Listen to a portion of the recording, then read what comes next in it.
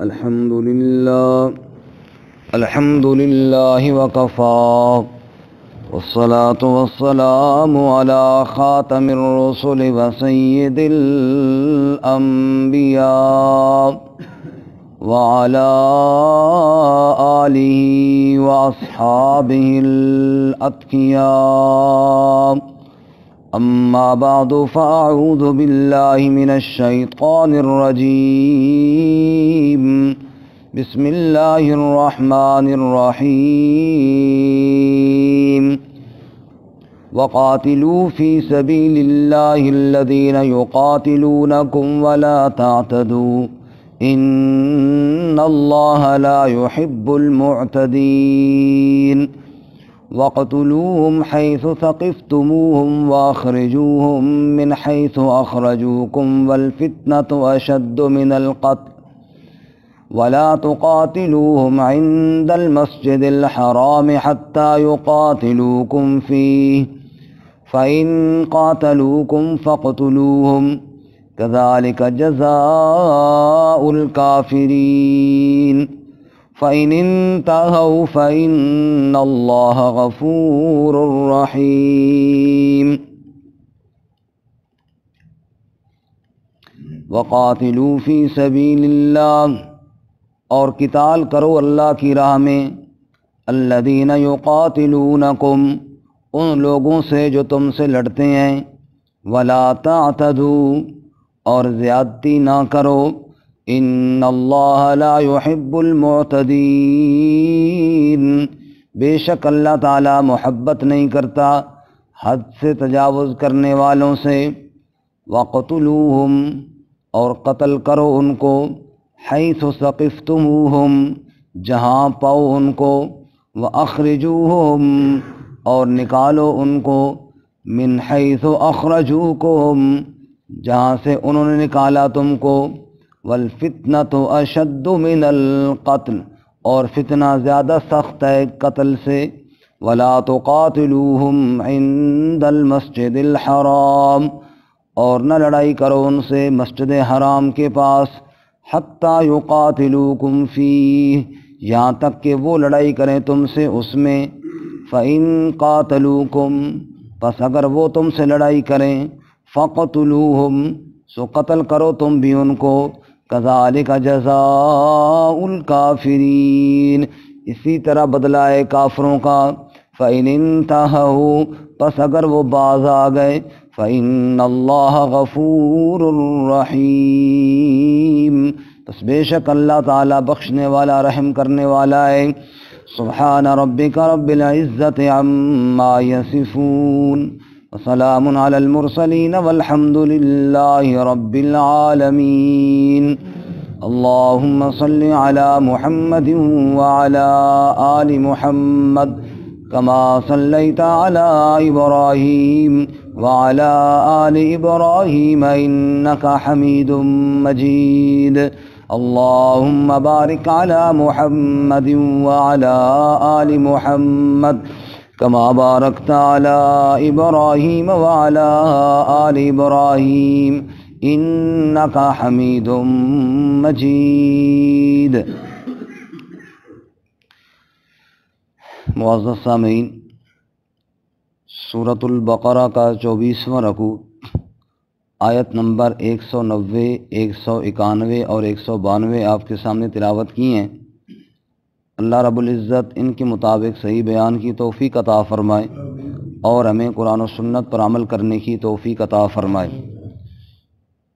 سورہ مبارکہ کے ابتدا میں بطور خلاصہ کے طور پہ میں نے عرض کیا تھا کہ سورۃ البقرہ میں مرکزی مضامین 4 ہیں. نمبر 1 توحید، نمبر 2 رسالت، نمبر 3 جہاد، نمبر 4 انفاق. انفاق کا معنی مال خرچ کرنا. ان میں سے پہلے 2 مضامین توحید اور رسالت بیان ہوئے. دوسرے حصے میں دوسرے 2 مضامین ہیں جہاد اور انفاق فی سبیل اللہ.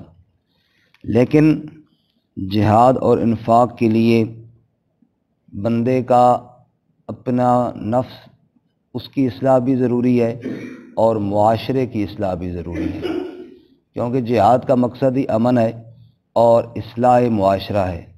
اس لیے جب تک بندہ اپنے معاشی طور پر اپنے معاشرے میں مضبوط نہیں ہوگا تب تک دوسروں کے ساتھ لڑائی نہیں کر سکے گا، اور معاشرہ کی اصلاح کے لیے اپنی نفس کی اصلاح، ذاتی اصلاح ضروری ہے۔ ذاتی اصلاح نہیں ہوگی تو معاشرے میں، محلے میں، پڑوس میں، شہر میں کیسے امن آ سکے گا؟ تو ایک ہے ہر بندے کی ذاتی اصلاح، اور ایک ہے اس کی اسلامی پورے معاشرے کی اصلاح، اور اس کے بعد پھر ہے جہاد فی سبیل اللہ کا حکم۔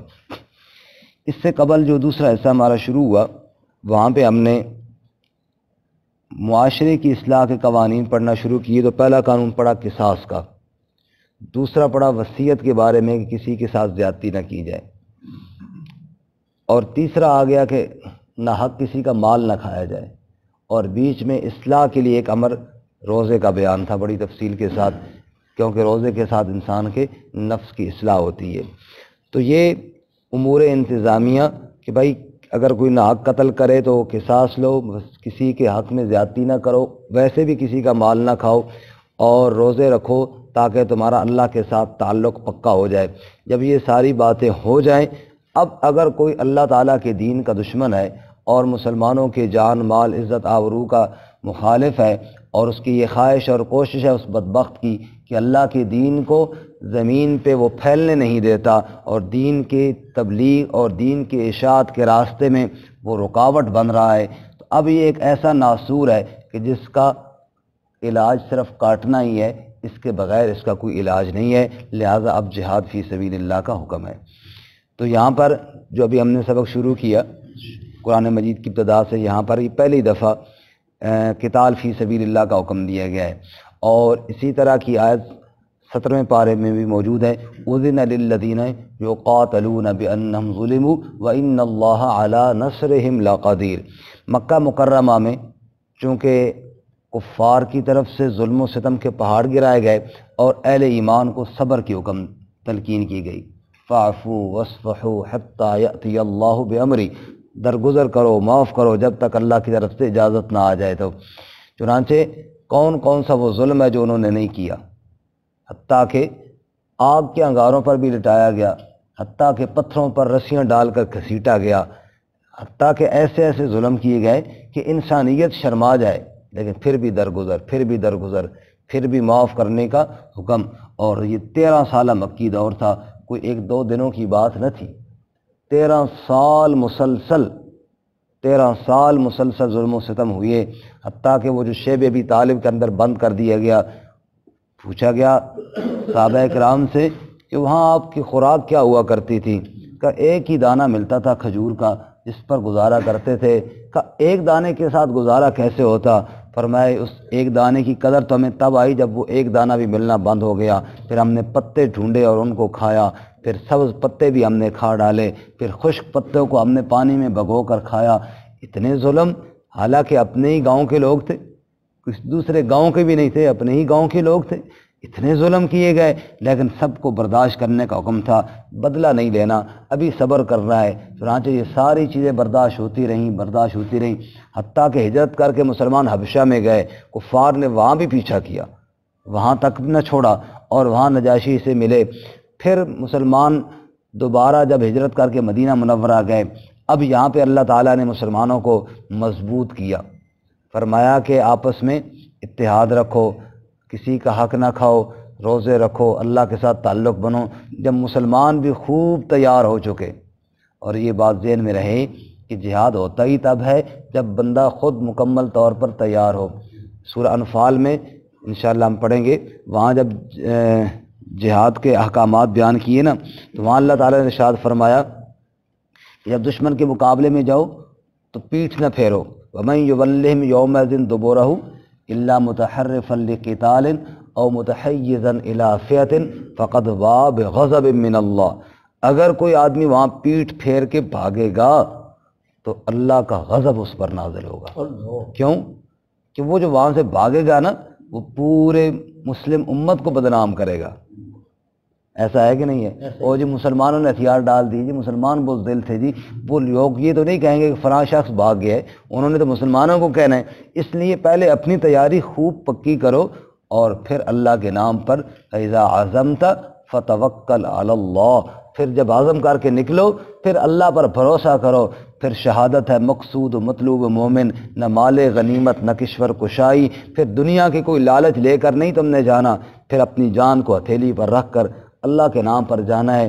پھر یا تو اللہ کی راہ میں کٹ گئے تو بھی کامیابی ہے، اور اگر غازی بن کے آئے، واپس آئے، فتح کے ساتھ آئے تو بھی کامیابی ہے۔ دونوں صورتوں میں مسلمان کی پھر کامیابی ہے، پھر اس کے لیے کوئی ناکامی کا تصور نہیں ہے۔ خود رحمت کائنات امام الانبیاء حضرت محمد الرسول اللہ صلی اللہ علیہ وسلم نے ارشاد فرمایا، میں تو یہ چاہتا ہوں ان اقتل فی سبیل اللہ، کہ مجھے اللہ کی راہ میں قتل کیا جائے، ثم احیا ثم اقتل ثم احیا ثم اقتل ثم احیا ثم اقتل، مجھے پھر زندہ کیا جائے، پھر مارا جائے، پھر زندہ کیا جائے، پھر مارا جائے، پھر زندہ کیا جائے، پھر مارا جائے، یعنی بار بار رب کی راہ میں کٹنے کا میرا جی چاہتا ہے۔ پھر جب ایمان پختہ ہو جاتا ہے پھر تو حالت یہ ہوتی ہے، ایک صحابی دوسرے سے کہتا ہے چلو یار سو وہ لڑائی ہونے والی ہے، او ابھی رات کو دعا کریں، میں پہلے دعا کرتا ہوں تو آمین کہے، پھر تو دعا کرے میں آمین کہوں گا۔ ٹھیک ہے جی، ایک دعا کرتا ہے یا اللہ صبح جب مقابلے کے لیے میدان میں جاؤں میرے مقابلے میں وہ کمزور قسم کا مریل قسم کا کافر نہ آئے، ذرا تکڑا قسم کا کافر آئے، تاکہ مقابلہ تو ہو، وہ مجھے مارے اور میں اس کو ماروں، خوب ایک دوسرے پہ حملہ ہو جائے، اور پھر یا اللہ مجھے فتح دینا اور میں جناب تیرے اس دشمن کو مار ڈالوں اور تو مجھ سے راضی ہو جا کہ میں نے یہ کام تیرے لیے کیا ہے، یہ ساری مشقت تیرے لیے برداشت کی ہے۔ دوسرے نے کہا آمین، پھر حضرت عبداللہ بولے اور کہا یا اللہ صبح میرے مقابلے میں بھی ذرا پہلوان قسم کا کافر آئے، وہ مجھے مارے میں اس کو ماروں، مجھ پر حملہ کرے میں اس پر حملہ کروں، یا اللہ پھر ایسا ہو کہ اس کا وار لگ جائے مجھے اور میری گردن کٹ جائے، اور وہ اتنا غصے والا ہو کہ میری گردن کٹ جانے کے بعد بھی اس کو چین نہ آئے، پھر وہ میرا ناک کاٹ ڈالے، پھر میرے کان کاٹ ڈالے، میرے اعضاء کے ٹکڑے کر دے اور میں ٹکڑے ٹکڑے ہو جاؤں، اور دن قیامت کے تو مجھ سے پوچھے عبداللہ تیرے ناک کیوں کاٹا گیا تھا، تیرے کان کیوں کاٹے گئے تھے، تیری آنکھیں کیوں نکالی گئی تھیں، تیرے وجود کے ٹکڑے کیوں کیے گئے تھے، تو میں فخر سے کہوں یا اللہ یہ سب تیری رضا کی خاطر ہوا تھا۔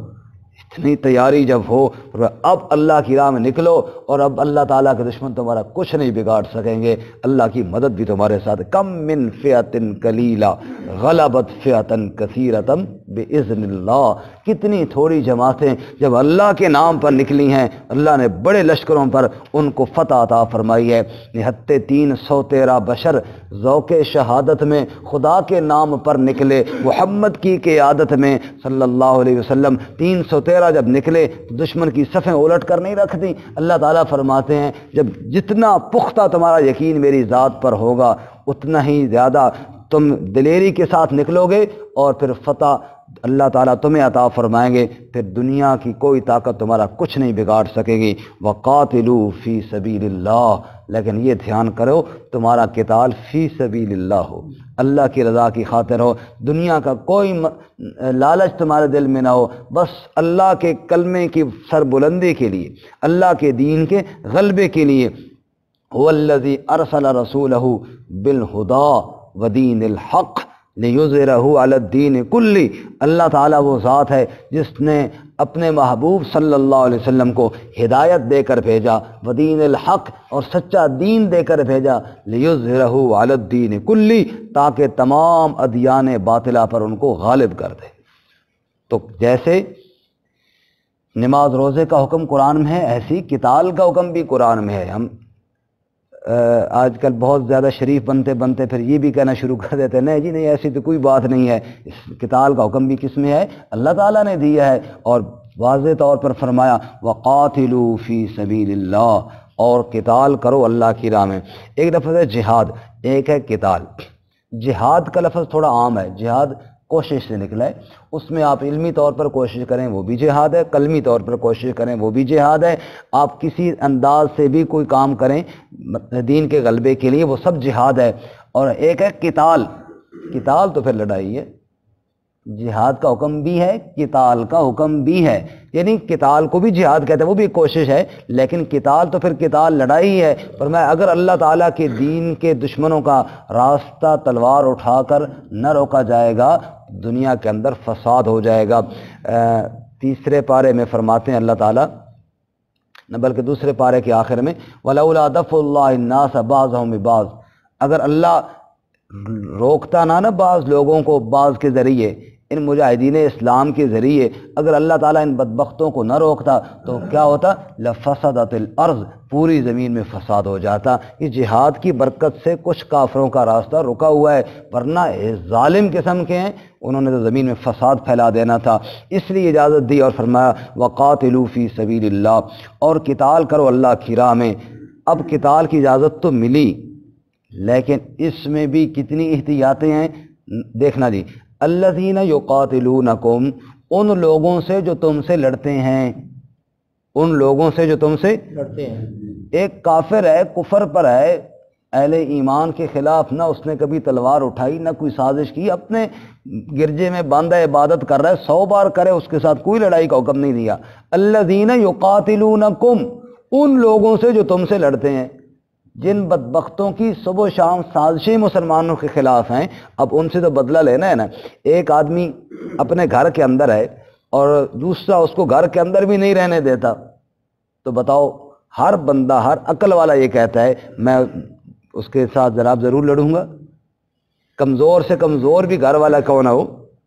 آپ دیکھیں چڑیوں کے گھر پہ جب سانپ گھسنے کی کوشش کرتا ہے تو وہ بھی چاں چاں کر کے پنجے مارنے کی پوری کوشش کرتی ہیں.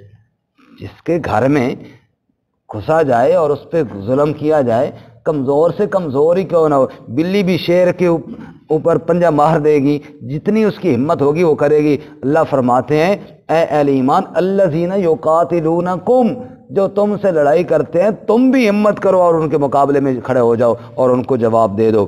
اور پھر یہ بھی دھیان کرنا ولا تعتدوا، زیادتی نہ کرنا، زیادتی نہ کرنا. 13 سال تو انہوں نے کوئی زیادتی میں حد نہیں چھوڑی، جو کچھ وہ کر سکتے تھے وہ کرتے رہے. اب مسلمانوں کو اجازت دی جا رہی ہے اور پہلے دن ساتھ یہ بھی تاکید کی جا رہی ہے ولا تعتدوا، تم زیادتی نہ کرنا. کتنا عدل اور کتنا انصاف کا حکم ہے، تم زیادتی نہ کرنا. زیادتی کی تفسیر میں فرماتے ہیں بوڑھے کسی کو قتل نہ کرنا، جو ضعیف ہے بوڑھا، جو نہ لڑ سکتا ہے نہ کچھ کر سکتا ہے، اس کو نہ مارنا، بچوں کو نہ مارنا، عورتوں کو نہ مارنا. فرمایا تم زیادتی نہ کرنا. ان اللہ لا يحب المعتدین، بے شک اللہ حد سے بڑھنے والوں کو پسند نہیں فرماتا. وقتلوہم حیث ثقفتموہم، اور جب پھر جہاد کا نقارہ بج جائے، جب جہاد کا اعلان ہو جائے، پھر اب نرمی کوئی نہیں ہے. وقتلوہم حیث ثقفتموہم، پھر قتل کرو ان کو جہاں ان کو پاؤ. جب جہاد کا اعلان ہو گیا ہے پھر جیسے موقع ملے پھر وہاں ان کے ساتھ لڑائی کرو. واخرجوہم من حیث اخرجوکم، اور نکالو ان کو جیسا کہ انہوں نے تم کو نکالا. انہوں نے تمہیں مکہ سے نکالا، اپنے گھروں سے نکالا، ایسے تم بھی ان کو نکالو. یعنی جیسے انہوں نے تمہارے ساتھ زیادتی کی ایسے تم بھی بدلہ لو. والفتنۃ اشد من القتل، اور اگر کوئی کہے کہ جہاد فتنہ ہے، نعوذ باللہ، جیسا کہ آج بڑے دانشور بیٹھ کے کہہ رہے ہوتے ہیں کہ نعوذ باللہ جہاد فتنہ ہے، تو ان کو جواب دو والفتنۃ اشد من القتل. فرمایا کہ قتل سے بھی بڑا یہ فتنہ ہے جو تم نے برپا کر رکھا ہے. تم اللہ کی دھرتی پر کفر کرو اور اہل ایمان کے لیے جینا حرام کر دو، اور اگر اہل ایمان بدلے کے لیے اٹھے تو تم آگے سے جناب فتوے دینے شروع کر دو. فرمایا والفتنۃ اشد من القتل، فرمایا یہ قتل سے بھی بڑا فتنہ ہے جو تم پھیلا رہے ہو. ایک انسان کے قتل کرنے کے ساتھ اگر زمین پر امن پیدا ہوتا ہو تو وہ ضروری ہے، وہ کرنا چاہیے. والفتنۃ اشد من القتل ولا تقاتلوہم عند المسجد الحرام. ہاں، حرم کی حدود میں قتال درست نہیں، حدود حرم وہاں پہ قتال درست نہیں ہے، وہاں پہ کسی جانور کو مارنا درست نہیں ہے. فرمایا مت ولا تقاتلوہم عند المسجد الحرام، اور نہ لڑائی کرو ان سے مسجد حرام کے پاس، حتی یقاتلوکم فی، یہاں تک کہ وہ لڑائی کرے تم سے اس میں. اگر حدود حرم میں کوئی بے ایمان وہاں بھی آ کر تمہارے اوپر زیادتی کرتا ہے تو بدلہ لو. بدلہ لو، پہل نہ کرو، تم احترام کرو حدود حرم کا، لیکن اگر کوئی تمہارے اوپر حملہ کرے تو پھر آگے تم بیٹھے تو نہیں رہو گے، دیکھتے رہو گے۔ جناب شیخ سعدی رحمۃ اللہ علیہ والی بات ہے کہ دوست وہ ہے جو مصیبت میں دوست کا ہاتھ تھامے۔ یہ تو حضرت شیخ سعدی رحمۃ، اس پہ آگے لطیفہ یہ ہے کہ ایک دوست تھے آپس میں، وہ دیکھا کہ میرے دوست کو وہ دو بندے مار رہے ہیں، وہ بھی آگے بیچارہ دفاع کر رہا تھا، اس نے جا کے اپنے دوست کے دونوں ہاتھوں کو پکڑ لیا۔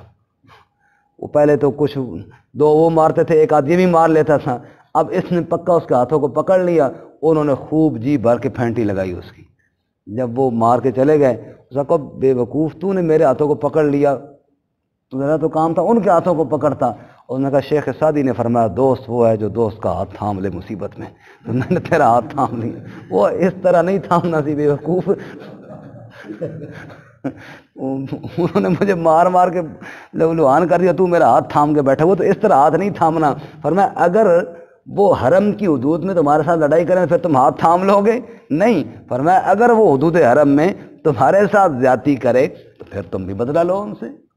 اب یہ مسجد اللہ کا گھر ہے، یہاں پہ لڑائی کرنا کیا، کسی کے ساتھ اونچی آواز میں بولنا وہ بھی جائز نہیں ہے، لیکن اگر کوئی آ کے پکڑ کے مجھے مارنا شروع کر دے تو میں پھر آگے کیا کروں گا، استغفر اللہ کروں گا، تو اور پھینٹی لگائے گا نا۔ پھر وہاں اجازت ہے جب حالات ایسے ہو جائیں کہ جناب حدود حرم کا لحاظ نہ کیا جائے تو فرمایا ٹھیک ہے، وَلَا تُقَاتِلُوا عِندَ الْمَسْجِدِ الْحَرَامِ حَتَّى يُقَاتِلُوكُمْ فِيهِ، تم لڑائی نہ کرو جب تک کہ وہ نہ کرے، جب وہ کریں تو یعنی پھر تمہیں کیا ہے، اجازت ہے۔ فَإِن قَاتَلُوكُمْ، اگر وہ تم سے لڑائی کریں، فَاقْتُلُوهُمْ، بس تم بھی لڑائی کرو ان سے، تم بھی قتل کرو ان کو۔ كَذَلِكَ جَزَاءُ الْكَافِرِينَ، کافروں کا یہی بدلہ ہے، جو خواہ زیادتی کرے تو پھر کیا ہے، یہی اس کا بدلہ ہے۔ فَإِنِ انْتَهَوْا، پس اگر وہ باز آ جائے۔ سبحان اللہ، اسلام کا نظام دیکھو، جہاد کا حکم دیا، ساتھ ہی کہا زیادتی نہ کرو، ساتھ ہی کہا ان سے لڑو جو تم سے لڑتے ہیں، ساتھ ہی یہ کہا کہ مسجد حرام میں نہ لڑو، اور ساتھ یہ بھی کہہ دیا اگر ان میں کوئی باز آئے اور توبہ کرنا چاہے اللہ غفور الرحیم ہے۔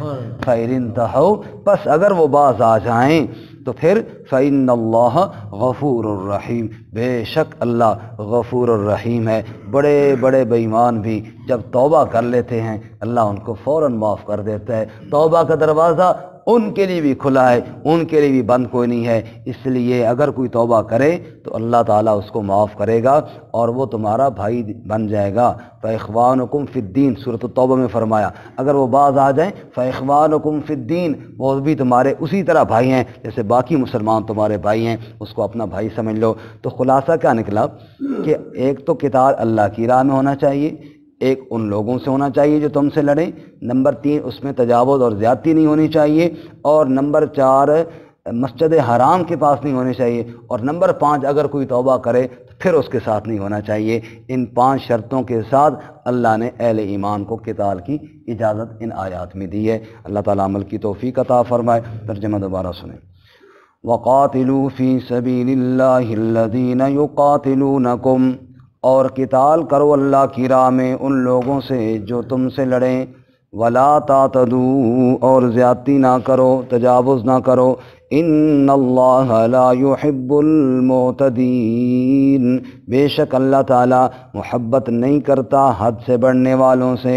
وَاقْتُلُوهُمْ حَيْثُ ثَقِفْتُمُوهُمْ، اور قتل کرو ان کو جہاں پاؤ ان کو، وَأَخْرِجُوهُمْ مِنْ حَيْثُ أَخْرَجُوكُمْ، اور نکالو ان کو جیسا کہ انہوں نے تم کو نکالا۔ وَالْفِتْنَةُ أَشَدُّ مِنَ الْقَتْلِ، اور فتنہ زیادہ سخت ہے قتل سے۔ وَلَا تُقَاتِلُوهُمْ عِندَ الْمَسْجِدِ الْحَرَامِ، اور نہ لڑائی کرو ان سے مسجد حرام کے پاس، حَتَّى يُقَاتِلُوكُمْ فِيهِ، یہاں تک کہ وہ لڑائی کریں تم سے اس میں۔